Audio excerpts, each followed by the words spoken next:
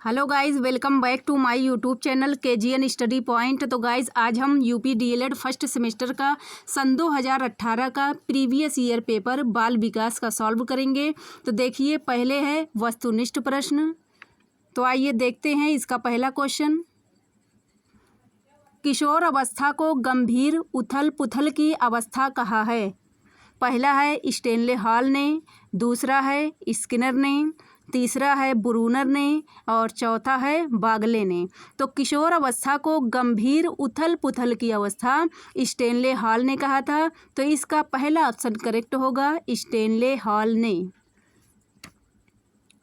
Next question, मानसिक आयु बटे वास्तविक आयु गुणे 100 सूत्र से मापन किया जाता है। पहला है अर्जित ज्ञान का, दूसरा है बुद्धि लब्धि का, तीसरा है आयु का, चौथा है लंबाई का। तो देखिए, मानसिक आयु बटे वास्तविक आयु गुणे 100 सूत्र से बुद्धि लब्धि का मापन किया जाता है। तो इसका दूसरा ऑप्शन करेक्ट होगा, बुद्धि लब्धि का। आइए नेक्स्ट क्वेश्चन देखते हैं। वह मानसिक योग्यता जिसके द्वारा व्यक्ति किसी नवीन रचना को प्रस्तुत करता है कहलाता है।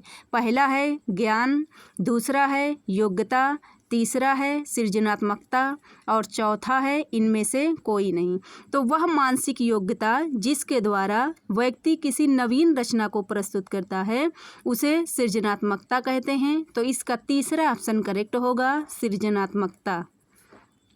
नेक्स्ट क्वेश्चन, शारीरिक रचना, बुद्धि, रुचि, व्यक्तित्व आदि में एक व्यक्ति का दूसरे व्यक्ति से भिन्न होना कहलाता है। पहला है सामूहिक भिन्नता, दूसरा है बौद्धिक भिन्नता, तीसरा है शारीरिक भिन्नता और चौथा है वैयक्तिक भिन्नता। तो देखिए, शारीरिक रचना, बुद्धि, रुचि, व्यक्तित्व आदि में एक व्यक्ति का दूसरे व्यक्ति में भिन्न होना, अलग होना वैयक्तिक भिन्नता कहलाता है। तो इसका चौथा ऑप्शन करेक्ट होगा, वैयक्तिक भिन्नता। नेक्स्ट क्वेश्चन पर देखते हैं। संज्ञानात्मकता क्षमता की कमी से व्यक्तित्व को कठिनाई होती है। पहला है शारीरिक विकास में, दूसरा है बौद्धिक विकास में, तीसरा है व्यावसायिक विकास में और चौथा है समायोजन में।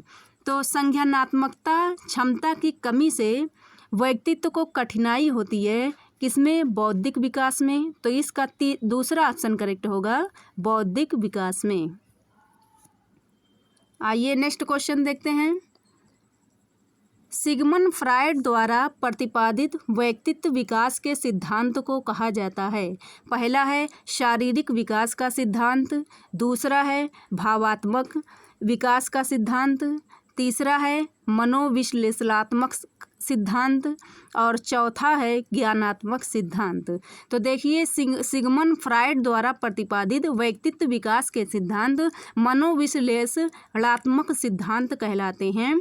तो इसका तीसरा ऑप्शन करेक्ट है, मनोविश्लेषणात्मक सिद्धांत। Next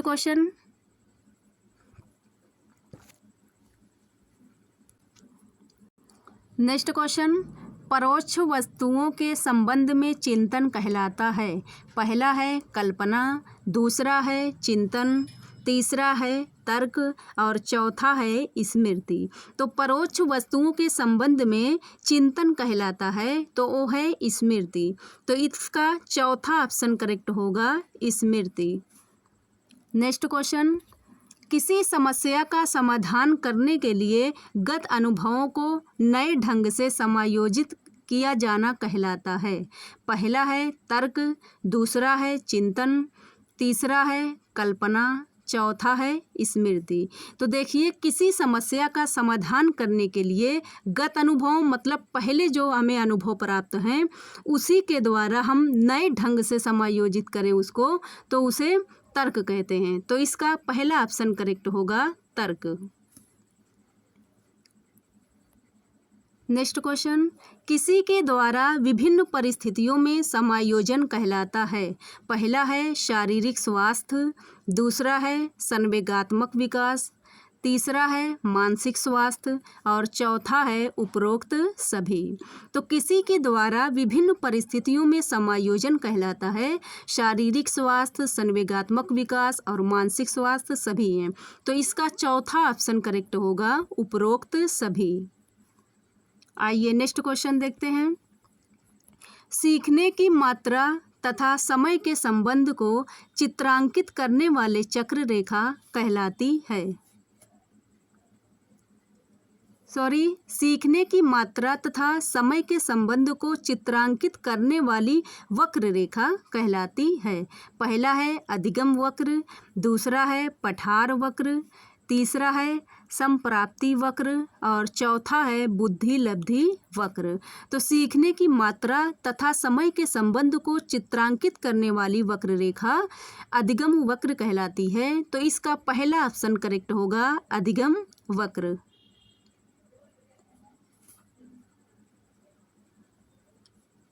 next question. जब कोई बालक सीखने को तत्पर होता है तब वह चीज़ों को जल्दी से सीखता है। यह थॉर्नडाइक के सीखने के किस नियम के अंतर्गत आता है? तो देखिए, पहला है प्रभाव का नियम, दूसरा है तत्परता का नियम, तीसरा है अभ्यास का नियम और चौथा है इनमें से कोई नहीं। तो देखिए, थॉर्नडाइक ने सीखने के 3 मुख्य नियम दिए हैं, जिसमें प्रभाव का नियम, तत्परता का नियम, अभ्यास का नियम।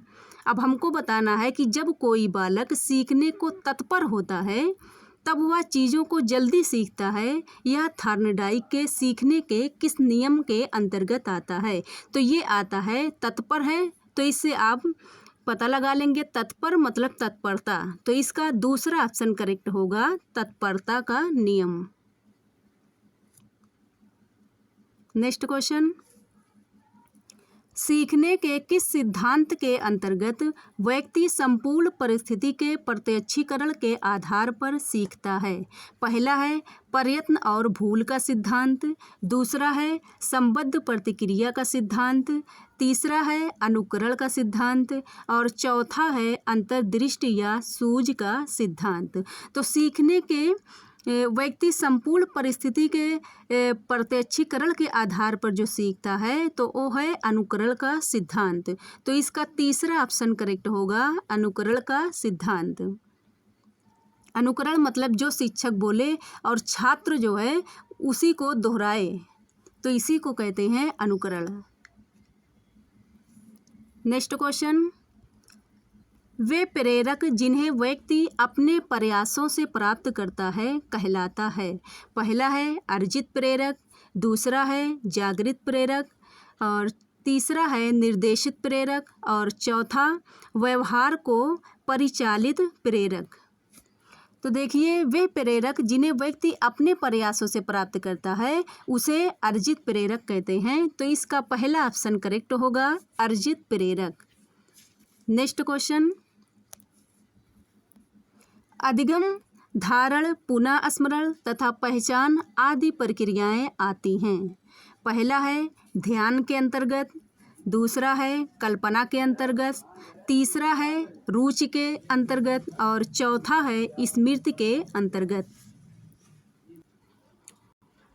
अधिगम, धारण, पुनः स्मरण तथा पहचान आदि क्रियाएं स्मृति के अंतर्गत आती हैं। तो इसका चौथा ऑप्शन करेक्ट होगा, स्मृति के अंतर्गत। आइए लास्ट क्वेश्चन देखते हैं वस्तुनिष्ठ प्रश्न का। वह प्राप्तांक जो किसी प्रदत्त को 2 बराबर भागों में बांटता है कहलाता है? पहला है समांतर माध्य, दूसरा है माध्यिका, तीसरा है बहुलक और चौथा है उपरोक्त सभी। तो देखिए, वह प्राप्तांक जो किसी प्रदत्त को 2 बराबर भागों में बांटता है उसे समांतर माध्य कहते हैं। तो इसका पहला ऑप्शन करेक्ट होगा, समांतर माध्य। और प्लीज़ अगर हमारे चैनल को सब्सक्राइब नहीं किए हैं तो चैनल को सब्सक्राइब कीजिए, लाइक कीजिए और शेयर कीजिए। अब देखते हैं अति लघु उत्तरीय प्रश्न।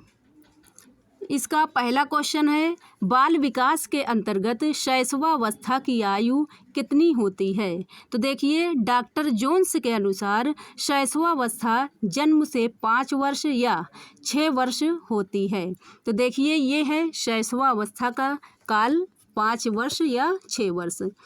शैशवावस्था के बाद बाल्यावस्था है, जिसका समय जो है वो 6 से 12 वर्ष है। और तीसरा है किशोर अवस्था, जिसका समय है 12 से 18 वर्ष। और प्रौढ़ अवस्था, चौथी जो अवस्था है प्रौढ़ अवस्था, उसका समय है 18 वर्ष से ऊपर। तो ये चारों अवस्थाएं डॉक्टर जोन्स के अनुसार आती हैं। और देखिए, आपके पेपर में बाल विकास के अंतर्गत केवल शैशवावस्था को पूछा गया है, तो यहाँ पर आप लोग लिख देंगे 5 वर्ष या 6 वर्ष। नेक्स्ट क्वेश्चन, जन्म के समय शिशुओं के भीतर कितने संवेग पाए जाते हैं? तो देखिए, जन्म के समय शिशुओं के भीतर जो संवेग पाए जाते हैं उसमें भय, क्रोध, प्रेम, पीड़ा, घृणा और हर्ष, तो ये सभी संवेग पाए जाते हैं। हर्ष है ये, इसको आप लोग बना लीजिएगा, हर्ष, जिसको प्रसन्नता, खुशी कहते हैं। तो जन्म के समय शिशुओं के भीतर जो संवेग पाए जाते हैं उसमें भय है, क्रोध है, प्रेम, पीड़ा, घृणा और हर्ष। नेक्स्ट क्वेश्चन, बुद्धि को बहुकारक सिद्धांत का प्रतिपादन किसने किया? तो देखिए, बुद्धि के बहुकारक सिद्धांत का प्रतिपादन कैली व थर्स्टन ने किया था। कैली व थर्स्टन। आइए नेक्स्ट क्वेश्चन देखते हैं, अंतर्मुखी व्यक्तित्व से क्या तात्पर्य है? तो देखिए, अंतर्मुखी व्यक्तित्व का तात्पर्य इस प्रकार का व्यक्तित्व उन व्यक्तियों का होता है जिनका स्वभाव, आदतें व गुण बाह्य रूप से प्रकट नहीं रहती हैं। ये आत्मकेंद्रित होते हैं। ये बात आप नोट कर लीजिए, वेरी इंपॉर्टेंट है कि अंतर्मुखी व्यक्तित्व वाले व्यक्ति आत्म केंद्रित होते हैं और सदा अपने में ही खोए रहते हैं। तो ये है अंतर्मुखी व्यक्तित्व से आप क्या समझते हैं या क्या तात्पर्य है? तो आप इस तरीके से लिख सकते हैं कि अंतर्मुखी व्यक्तित्व इस प्रकार का व्यक्तित्व उन व्यक्तियों का होता है जिनका स्वभाव, आदतें व गुण बाह्य रूप से प्रकट नहीं रहते हैं। ये आत्म केंद्रित होते हैं और सदा अपने में ही खोए रहते हैं। नेक्स्ट क्वेश्चन, सामान्य बौद्धिक स्तर के बालक की बुद्धिलब्धि कितनी होती है?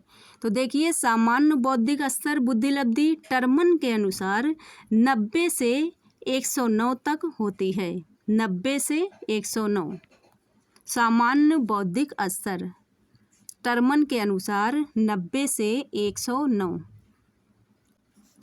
और प्रतिभाशाली बालक की बुद्धिलब्धि 140 से अधिक होती है। और आपके क्वेश्चन में सामान्य के पूछा गया था, तो सामान्य में 90 से 109 टर्मन के अनुसार होती है।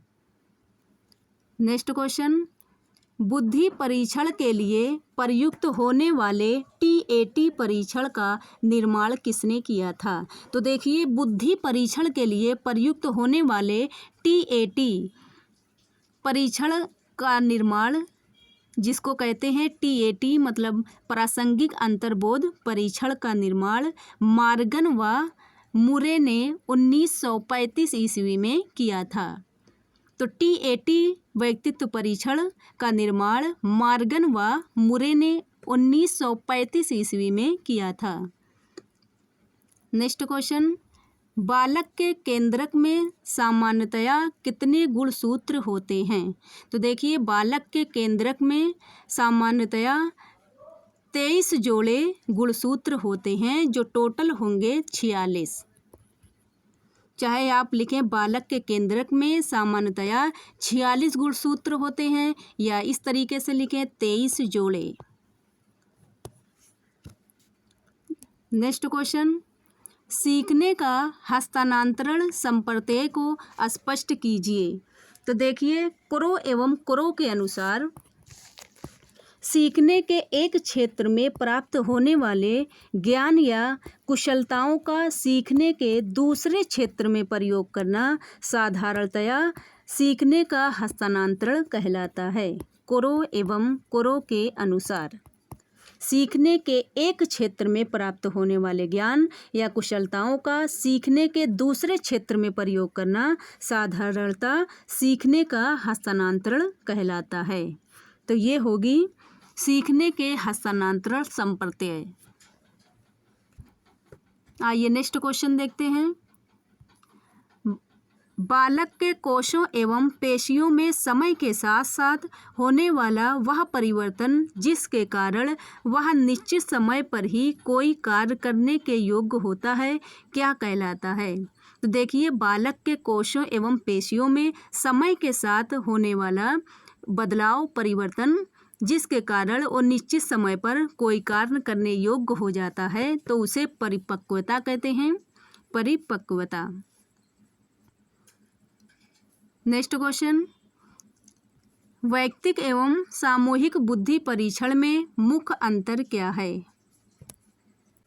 वैयक्तिक और सामूहिक बुद्धि परीक्षण में अंतर। तो वैयक्तिक शाब्दिक बुद्धि परीक्षण में बुद्धि परीक्षा के लिए एक समय में एक व्यक्ति को लेते हैं और उसमें व्यक्ति को वह भाषा जानना आवश्यक है जो परीक्षण में प्रयोग में लाई गई है। तो ये होगा वैयक्तिक शाब्दिक बुद्धि परीक्षण। और सामूहिक बुद्धि परीक्षण, इसमें भाषा का प्रयोग ही अधिक होता है। सामूहिक बुद्धि परीक्षण में भाषा का प्रयोग ही अधिक होता है। शाब्दिक बुद्धि परीक्षणों में शब्दों का और संख्याओं का अधिक प्रयोग किया जाता है। इन परीक्षणों से बालकों की शाब्दिक योग्यता का मापन होता है।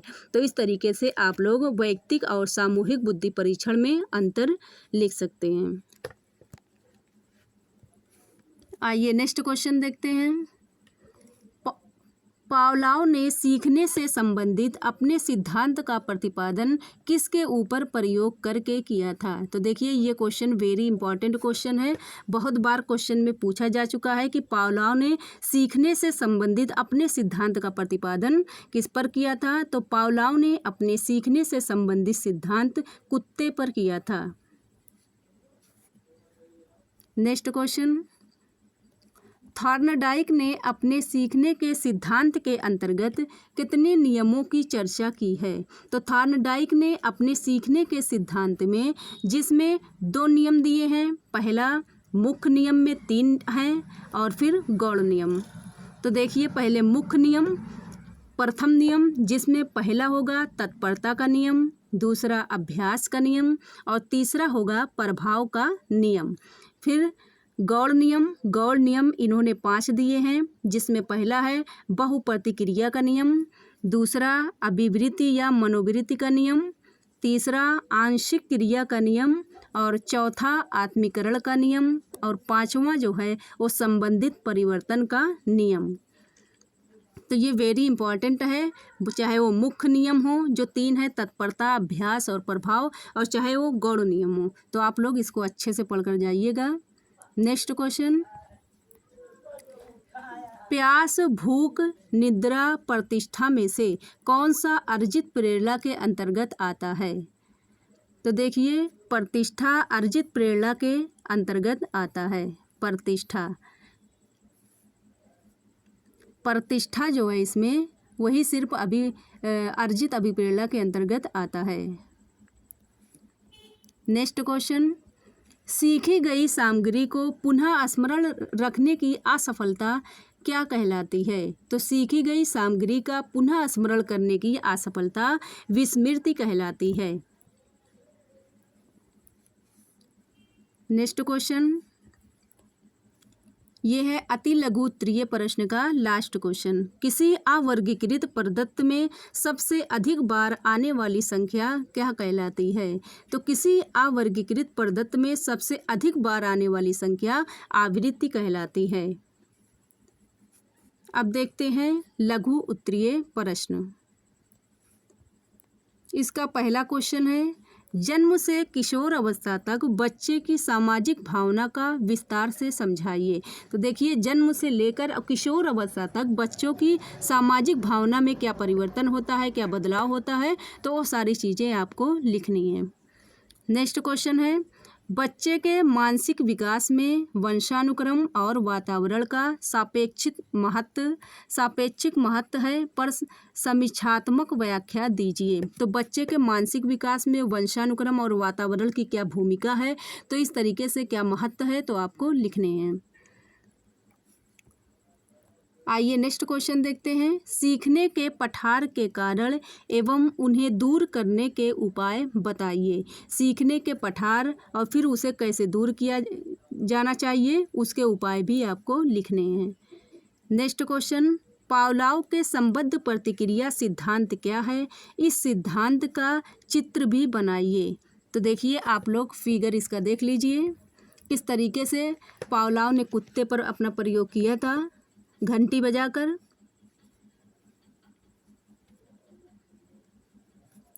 नेक्स्ट क्वेश्चन, अभिप्रेरणा किसे कहते हैं, अभिप्रेरणा के प्रकार बताइए। तो अभिप्रेरणा किसे कहते हैं, अभिप्रेरणा के प्रकार इसमें लिखने हैं। नेक्स्ट क्वेश्चन, ध्यान एवं रुचि में क्या संबंध है, एक ऐसी सूची बनाएं जिससे आप कक्षा में बच्चों में रुचि उत्पन्न कर सकते हैं। तो ध्यान एवं रुचि में संबंध लिखने हैं। नेक्स्ट क्वेश्चन, शिक्षा में वैयक्तिक भिन्नताओं के प्रभाव की विवेचना कीजिए। शिक्षा में वैयक्तिक भिन्नताओं के प्रभाव आपको लिखने हैं। देखिए, इसमें दिया है, रूसो के अनुसार प्रत्येक व्यक्ति एक विशिष्ट स्वभाव को लेकर जन्म लेता है। हम बिना सोचे भिन्न भिन्न रुचियों वाले बालकों को एक ही प्रकार के कार्यों में जुटा देते हैं। ऐसी शिक्षा उनका विशेषताओं का नष्ट करके एक निर्जीव सामान्यता की छाप लगा देते हैं। अतः रूसो ने कृत्रिम समाज का खंडन कर इस बात पर बल दिया कि बालक की संपूर्ण शिक्षा का प्रबंध प्रकृति के अनुसार होना चाहिए। प्रत्येक बालक दूसरे बालक से भिन्न होता है, अतः हमें उनकी शिक्षा उनकी वैयक्तिक भिन्नताओं को ध्यान में रखकर करनी चाहिए। नेक्स्ट क्वेश्चन, स्मृति को परिभाषित कीजिए। स्मृति के विभिन्न प्रकार उदाहरण देकर समझाइए। तो स्मृति की परिभाषा आपको लिखनी है, फिर स्मृति के प्रकार उदाहरण सहित लिखने हैं। नेक्स्ट क्वेश्चन, आप कक्षा में बच्चों के भूलने की क्रिया को कैसे नियंत्रित करेंगे, भूलने की गति को रोकने के उपाय सुझाइए। तो देखिए, बच्चे किस तरीके से भूलने की क्रिया को आप किस तरीके से नियंत्रित करेंगे और भूलने की गति को रोकने के उपाय करेंगे। तो ये सारी चीज़ें लिखनी हैं। जैसे विषय सामग्री का अभ्यास, आवृत्ति कराकर, बार बार उसको दोहरवा कर। फिर दूसरा है रुचि का विकास करके। तीसरा, भय मुक्त करके। जब बच्चों में भय नहीं रहेगा तो अपनी बातों को शिक्षकों के सामने रख सकते हैं। सीखने या दोषपूर्ण विधि में सुधार करके, पुनरावृत्ति का अभ्यास करके, और स्मृति आयु पर भी निर्भर करती है। तो ये सारी चीज़ें आप उपाय में लिख सकते हैं। अब देखिए, इसका लघु उत्तरीय प्रश्न का लास्ट क्वेश्चन, सांख्यिकी से आप क्या समझते हैं, सांख्यिकी के प्रकारों की संक्षिप्त चर्चा कीजिए। तो देखिए, इसमें आपको सांख्यिकी के बारे में लिखना है और सांख्यिकी के प्रकार भी लिखने हैं। देख लीजिए सांख्यिकी का अर्थ व परिभाषा, जिसमें प्रकार भी दिए हैं कार्य के आधार पर। वर्णनात्मक सांख्यिकी, सहसंबंध सांख्यिकी, अनुमानिक सांख्यिकी, आगमनात्मक सांख्यिकी, और प्रदत्त विवरण पर आधारित वर्गीकरण में प्रचालिक सांख्यिकी और अप्रचालिक सांख्यिकी। तो आप इस तरीके से लिख सकते हैं सांख्यिकी के प्रकार। मिलते हैं नेक्स्ट वीडियो में। धन्यवाद।